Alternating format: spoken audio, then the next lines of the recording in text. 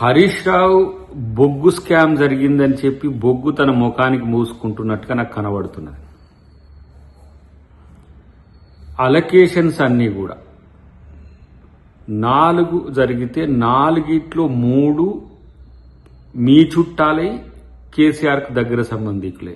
అంటే కేసీఆర్ హరీష్ రావు చుట్టాలే, అది వినోద్ రావు గారి చుట్టాలు కూడా, మొత్తం మీ కుటుంబాలకే వచ్చినాయి. కాంగ్రెస్ స్కామ్ చేస్తే బీఆర్ఎస్ వాళ్ళకి ఎట్లొస్తాయి బ్లాక్స్? సైట్ విజిట్ అనేది అందరికీ ప్రవేశం కల్పించిన అర్హత గల్లోళ్ళకి వచ్చినాయి. ఆ అర్హత గల్లోళ్ళు కూడా బీఆర్ఎస్ వాళ్ళే కదా. మరి బీఆర్ఎస్ వాళ్ళకి ఇస్తే అవినీతి జరిగిందంటే మరి అవినీతి మీ చుట్టాల నుంచి నీకు ఏమైనా ముడుపులు అందలేదా, లేకపోతే నీకు ఇస్తాన్ని ఇవ్వలేనందుకు వాటిని రద్దు చేయాలని చూస్తున్నావా? కాబట్టి మధ్యన సృజన్ రెడ్డి గారిని లాగితే మరి ఆయన ఉపేందర్ రెడ్డి గారి అల్లుడే కదా, మరి ఆ కోణం ఎందుకు చెప్పట్లేవు? అంత అతి తెలివి, మీకు మాత్రమే తెలివి ఉందనుకోవడం. దాంట్లో మళ్ళీ బట్టి గారిని మధ్యన పెట్టేసి రేవంత్ రెడ్డి గారికి ఏం చెప్తారు, రేవంత్ రెడ్డి గారికి మీ బామ్మాది ఇట్లా చెప్తుండంటారా? అరే బాబు, అసలు ఆడ అవినీతే లేదంటే నీలాంటి సొంటికాయగాలు చెప్పిన దాన్ని ఎందుకు పట్టించుకుంటాడు ముఖ్యమంత్రి?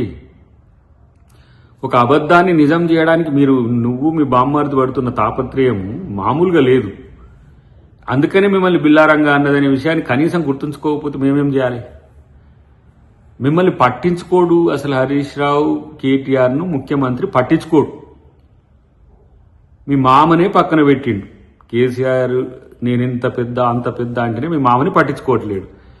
ఇంకా దానికి ముఖ్యమంత్రి గారిని దాంట్లోకి తేవడం, బట్టి గారి మీద తేవడం అంటే మీకు అబద్ధాలు రోజు చెప్పి చెప్పి ఎక్కడికి వచ్చిందంటే అబద్ధమేదో నిజమేదో తెలియని స్థితికి మీరు వచ్చిండ్రు.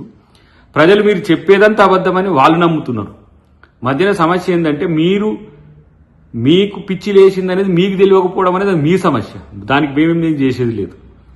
జిల్లాలు తీసేసినామంటావు నువ్వు, సిద్దిపేట తీసేస్తా అంటున్నా నువ్వు అంటావు, మీ బామ్మారిది సిరిసిల్ల లేపేస్తాడు అని మీ బామ్మారిది అంటాడు. నిజంగా కూడా ఇలాంటి పనికిమాలిన ప్రకటనల వల్ల మీకొచ్చేది ఏం లేకపోగా తెలంగాణ ప్రజలు ఏం కన్ఫ్యూజ్ కాదు.